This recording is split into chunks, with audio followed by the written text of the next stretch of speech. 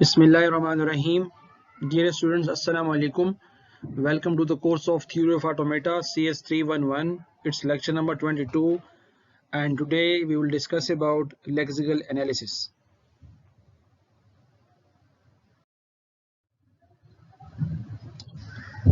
This is today's agenda.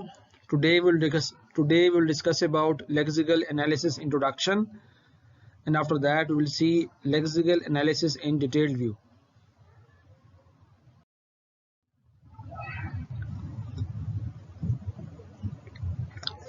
Lexical analysis is the first phase of a compiler. It takes the modified source code from the language preprocessors that are written in the form of sentences. In the diagram you can see that first we have the source code. We have written some code in any programming language, Java, C++, C#, and then that source code along with some preprocessors were given to the lexical analyzer. The lexical analyzer job is to break these syntaxes or written sentences into series of tokens by removing any white space or comments in the source code. Because why lexical analyzer breaks sentences into series of tokens or by removing any white space or comments? Because the white spaces or comments play no role in the final execution of the program. That's why the lexical analyzer breaks or removes white spaces or comments from the source code, and then the final product of the source code along with some tokens it's given to the lexical analyzer. So lexical analyzer is the first phase of a compiler. It is the entry point to the compiler, and it takes the modified source code from the language. You can also see this in the diagram that the lexical analyzer takes lexemes. Here the word is lexeme. We will see later in today's lecture what is a lexeme. Lexical analyzer's input is always a lexeme. So the input to the lexical analyzer is the lexeme. Okay, it takes an input which is called lexemes, and then did some processing on the lexemes, and after all the process goes on.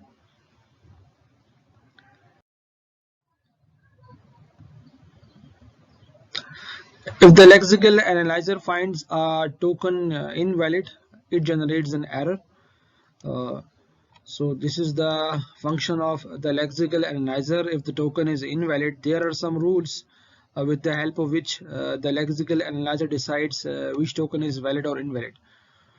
So on the basis of those rules, it checks whether the receiving token is valid or invalid, and then if the token is invalid, it generates an error.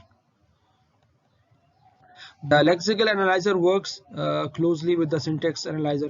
So these two components, which is called syntax analyzer and a lexical analyzer, always works together to process the tokens and lexemes.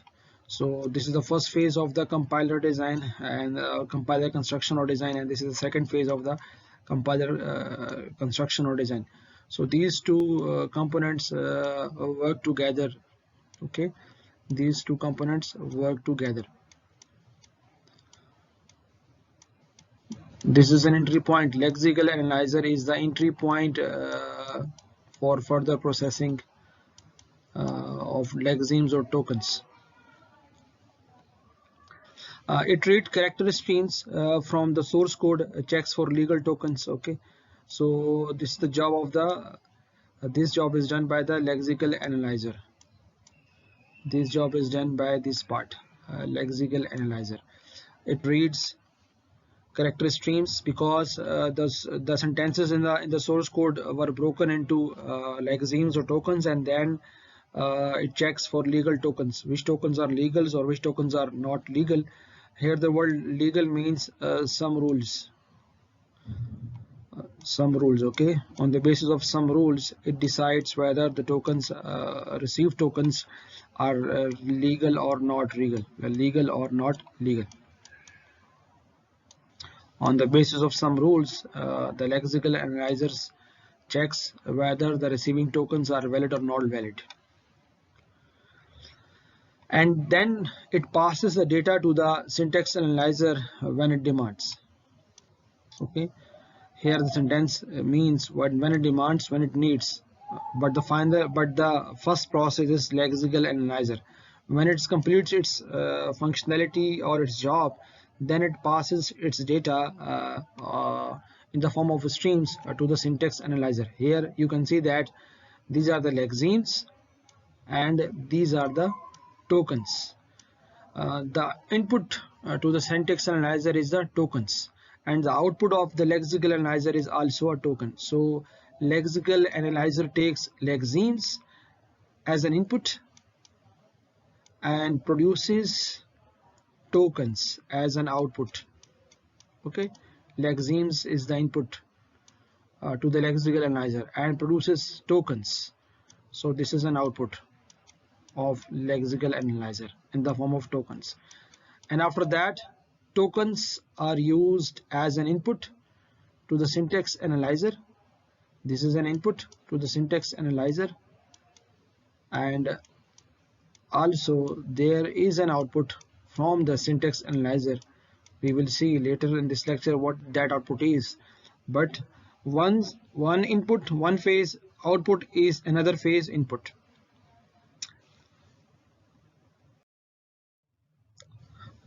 What are tokens and lexemes? These two terminologies, although looking same, but they are different.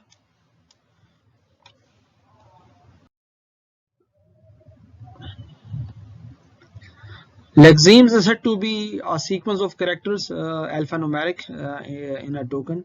So what we call lexemes are basically a sequence of characters.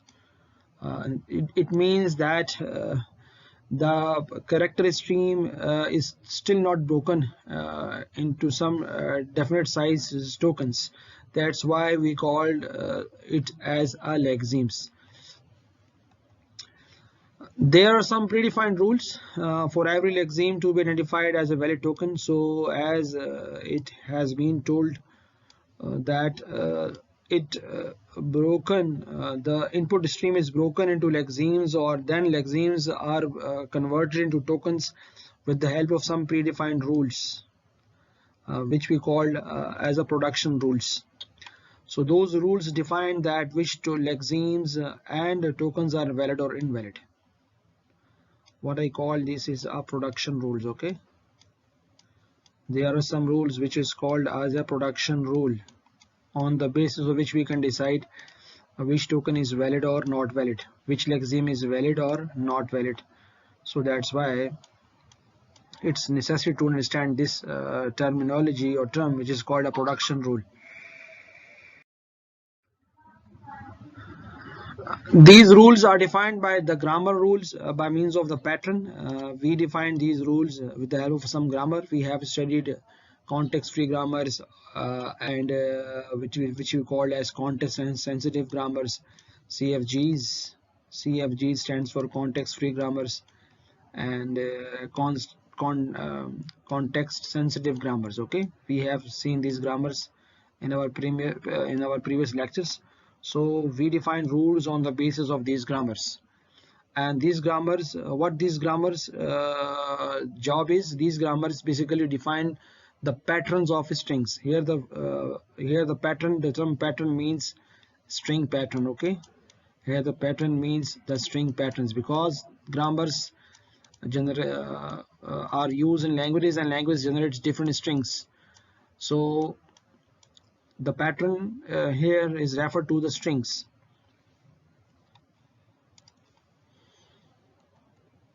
And a pattern explains what can be a token, and these patterns are defined by means of the regular expressions. Okay, you have studied the concept of regular expressions. So these patterns, we define patterns with the help of regular expressions. So that's why regular expressions are playing a very important role in lexical analysis. At that time when we are studying regular expressions, we have a little idea about where we are using those regular expressions, but with the help of regular expressions we are defining some patterns, and those patterns are used in the form of lexemes, which is an input to the lexical analyzer. So regular expressions are playing a very good role, are playing a very big role in generating lexemes. With the help of regular expressions, we can determine which token or lexeme is valid or invalid.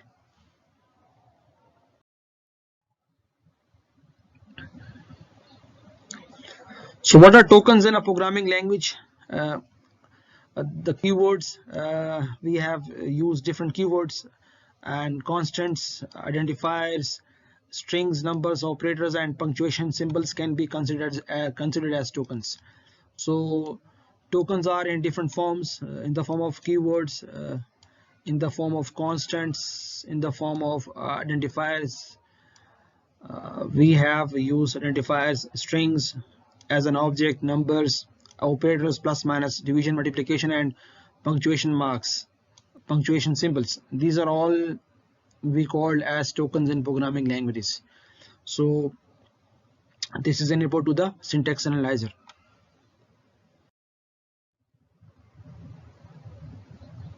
For example, in C language, the variable declaration line, for example, this is an integer value is equal to 100.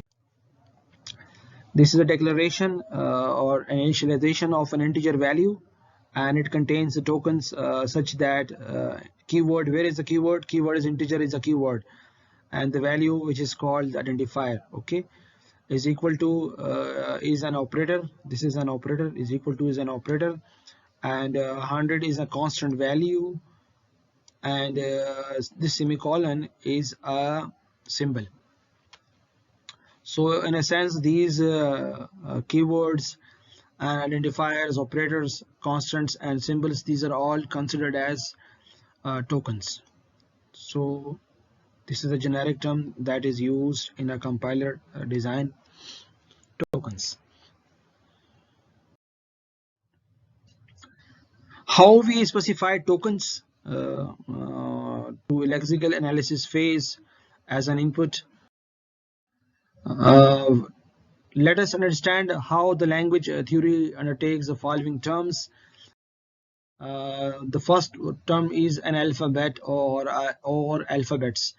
Any finite set of symbols, 0 or 1 is a set of binary alphabets, because we are using two characters, 0 and 1. That's why it is a set of binary alphabets. And this is an alphanumeric set, which is called hexadecimal alphabets, okay. And A, Z, and A capital or small alphabetic set is set of English language alphabets. So these are all examples of alphabets. The binary alphabetic set contains only two characters, which is 0 and 1. And after that, we have seen the hexadecimal alphabetic set, which contains numerical numbers from 0 to 9, and then A, B, C, D, E, and F for 10, 11, 12, 13, 14, and 15. And after that, this is also an alphabetic set which contains English alphabets in small letters or capital letters. Another notion is strings. Any finite sequence of alphabets is called a string. Strings are playing a very big role in any language. And length of the string is the total number of occurrences of alphabets. So what do we mean by the length of the string? When someone asks you, do you know what is the length of the string? It means that you will calculate total number of occurrences of alphabets in that string, and in this way you can find the length of the string. A string having no alphabets, that is a string of 0 length, is known as an empty string. So this is a special case or a special scenario in a string, which is called an empty string, and it is denoted by this special character, which is called epsilon. it means that a string having no alphabets and its length is 0. So empty string length is always 0. Try to remember this point, that the length of an empty string is its length is always 0, and it contains no alphabets. That's why we called it as an empty string, and it is denoted by a symbol, a special symbol which is called epsilon.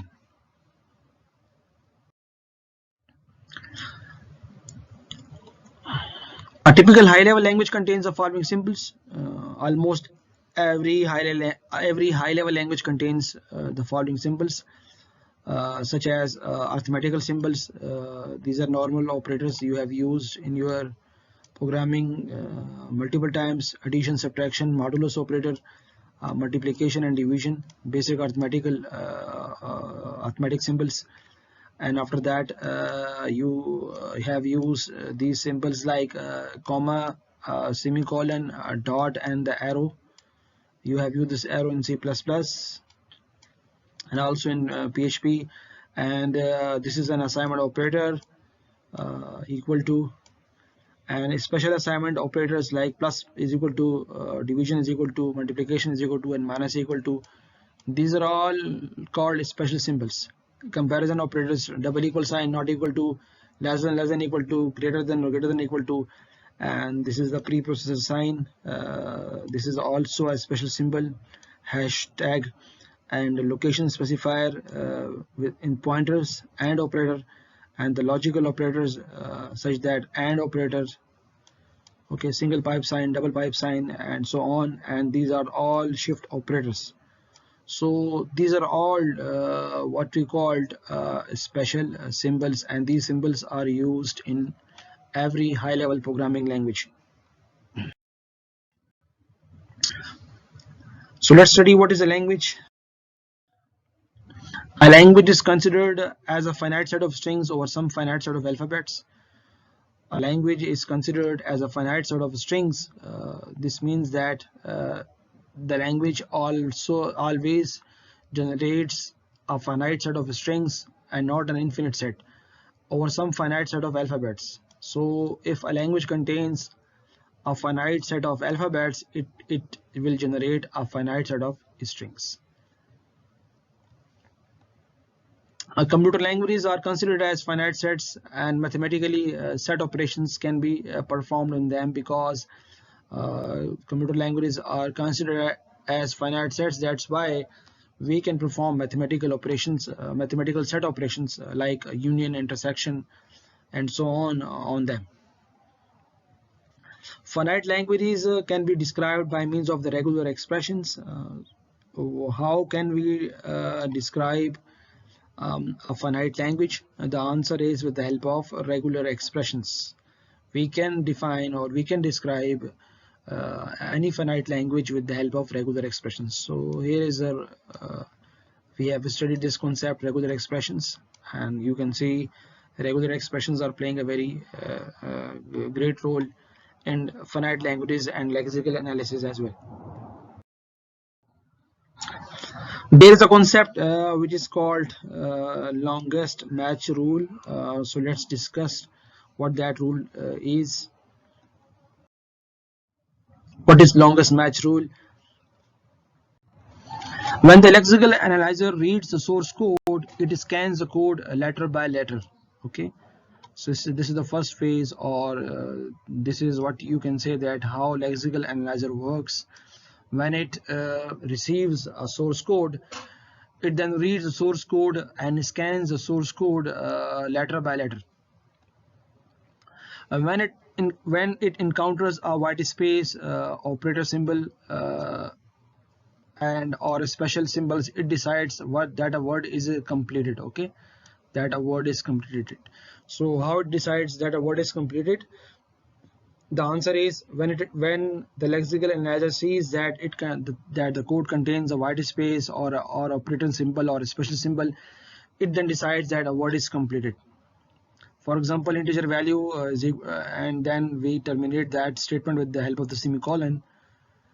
So this is a you can say a word in lexical analysis. While scanning both lexemes till integer, the lexical analyzer cannot determine whether it is a keyword or integer or the initials of identifier init value. So these are lexemes. This is the first lexeme and this is the second lexeme. First is integer and the second one is called identifier. While scanning both lexemes, integer and value, the lexical analyzer cannot determine whether it is a keyword, integer, or the initials of identifier value. So how it decides which is a keyword or which is an identifier? The longest match rule states, the answer is with the help of longest match rule. The longest match rule states that the lexeme scanned should be determined based on the longest match among all the tokens available. The lexical analyzer follows a rule priority where a reserved word, for example a keyword of a language, is given priority over user input, because the word integer has a greater priority over the user defined type, which is called a value, which is called as an identifier. So that's why it gives preference to the reserved word or a keyword. If the lexical analyzer finds a lexeme that matches with any existing reserved words, it should generate an error. So we cannot give a user defined word a name which is also a reserved word. So we cannot give user defined variables a name which is similar to the already existed words which are called reserved words. That's why it generates an error. You can also see this phenomena multiple times in your programming practices, that when you give any variable a name that is similar to the reserved word or a keyword, then the compiler will generate an error, because it checks whether the user has specified a name which is not similar to the already existing words, which is called a reserved word or a keyword.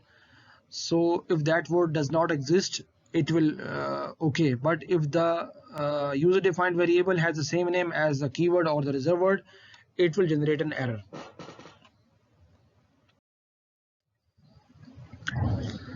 Lexical analyzer and regular expressions. What is the link between these two terms, lexical analyzer and regular expressions?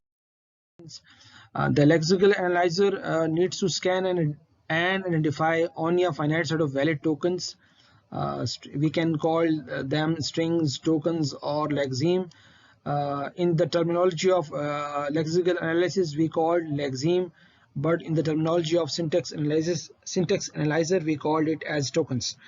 So the lexical analyzer needs to scan and identify only a finite set of valid strings, tokens, and lexemes that belong to the language in hand. First, it searches for the pattern defined by the language rules. So if the pattern is not valid, in that case it will generate an error. Regular expressions have the capability to express finite languages.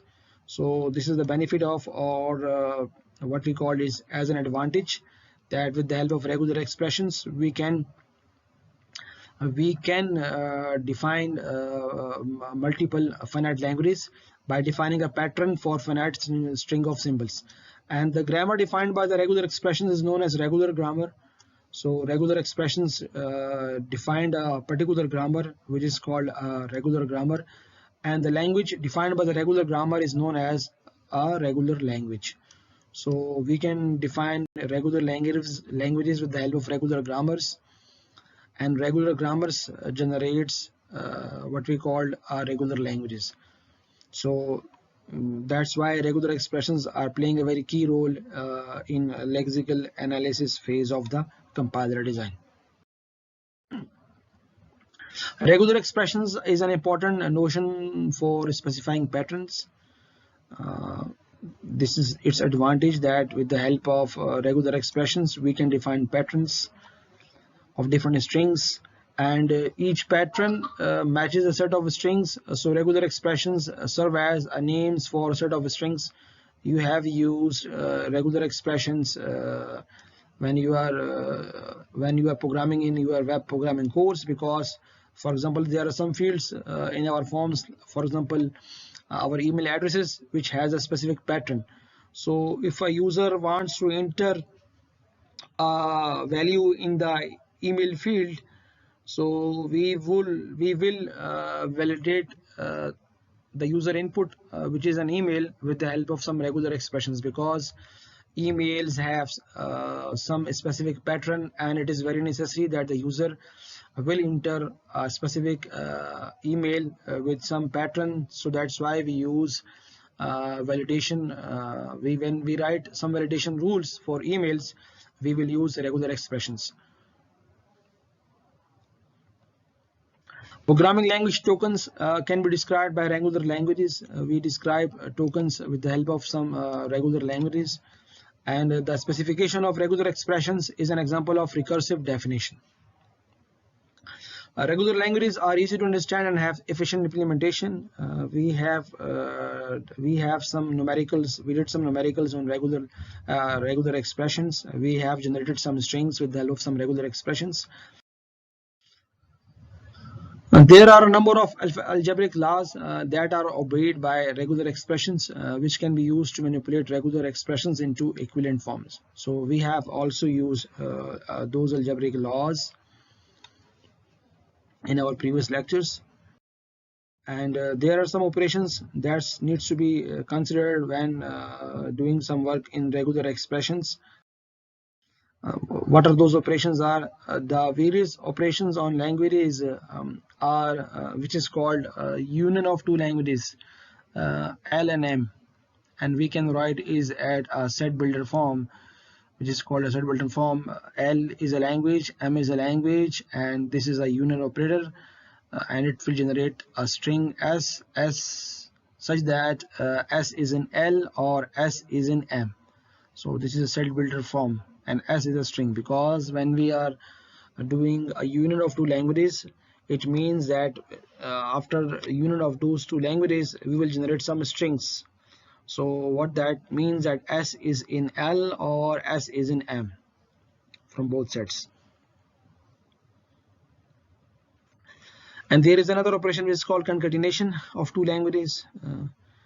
It will generate, here we have missed the symbol, concatenation symbol, intersection symbol, ST, such that S is in L and T is in M, two strings from both sets. We have a combination. And the third one is called a clean closure of a language.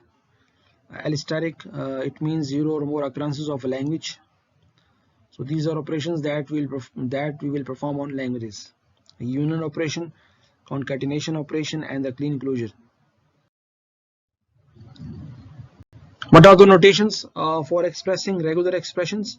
If R and S are regular expressions denoting the languages L for R and L for S, then we will use this notation, which is called a single bar character for union. R union S is a regular expression denoting such that L of R union L of S. Similarly, for concatenation, we can use a dot operator. Here the dot is not visible, but in fact this is a dot operator in between these two regular expressions. And after that, we have a notation for a clean closure, which is called steric.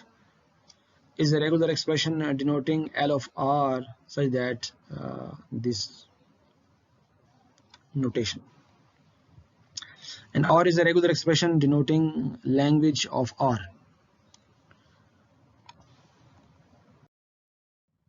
There are some rules for analyzing different tokens, such as precedence and associativity. Steric concatenation operator, which is called dot operator, and a pipe sign are left associative. This means that when we are solving some expressions, we will always start from left side. And steric has the high precedence, concatenation has the second highest precedence, and pipe sign has the lowest precedence at all. So always solve regular expressions while seeing some precedence rules.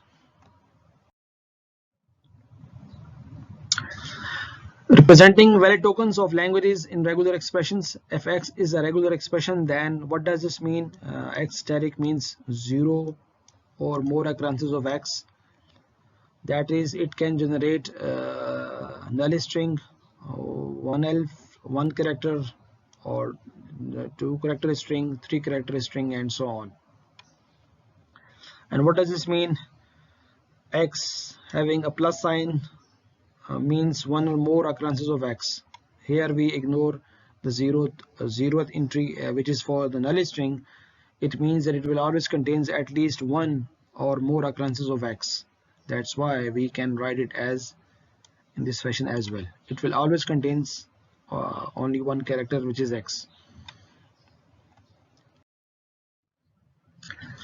And what does it means? X having an interrogative sign, it means at most one occurrence of x, and it can generate either x or a null string. So this is a special case. It will always have at most one occurrence of x or an empty string. And this is an alphabetic set for lowercase alphabets, and this is an uppercase alphabets, and this is all natural digits used in the mathematics. Representing occurrence of symbols using regular expressions, letters, we can denote it as A.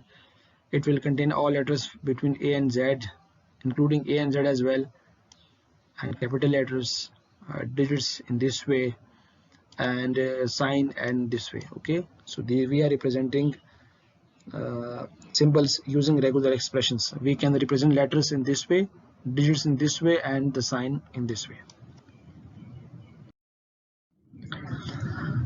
Representing language tokens using regular expressions. The first is called decimal. We represent decimal because it will always contain a sign, plus or minus, sign, not sign. So we represent this way. At most one occurrence is always must, and the digit means one or more occurrences of the digits. And we can denote and identify as a letter and then letter, or it contains a digit as well, and with 0 or more occurrences.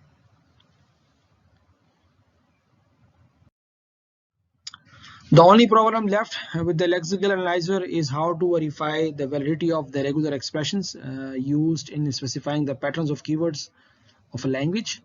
So how it completes this job? The answer is with the help of finite automata for verification. So with the help of finite automata, we can verify which token is valid or invalid, and it will do this with the help of finite automata. And the finite automata job is to validate the regular expression used in specifying the patterns of keywords or of a language.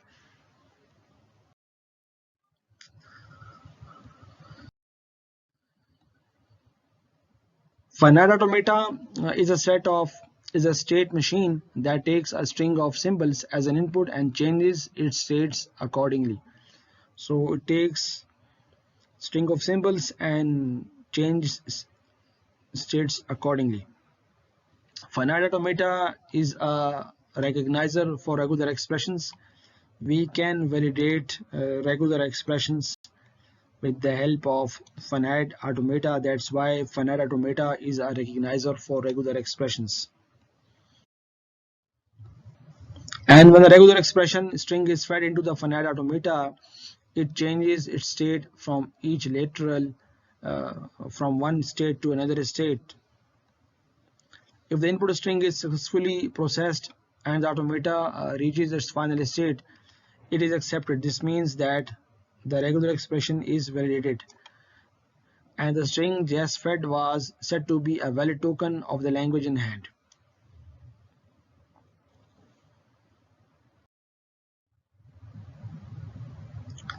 The mathematical model of finite automata consists of these states. The finite automata has always finite set of states, which is represented by Q, and finite set of input symbols, which is represented by the sigma sign, and one start state, Q naught, and set of final states, which is represented by QF, and the transition function with the help of which we can move from one state to another state. It is represented by this delta symbol. Okay, so the transition function maps a finite set of states q to a finite set of input symbols sigma q multiply sigma, such that it always returns to the finite set of states. So this is the notation for finite automata. I hope you have understood today's lecture. If you have any questions regarding today's lecture, you can email me on my official email. I will reply you accordingly. So hope we will meet soon in our next lecture. Till then, Allah Hafiz and see you soon, inshallah.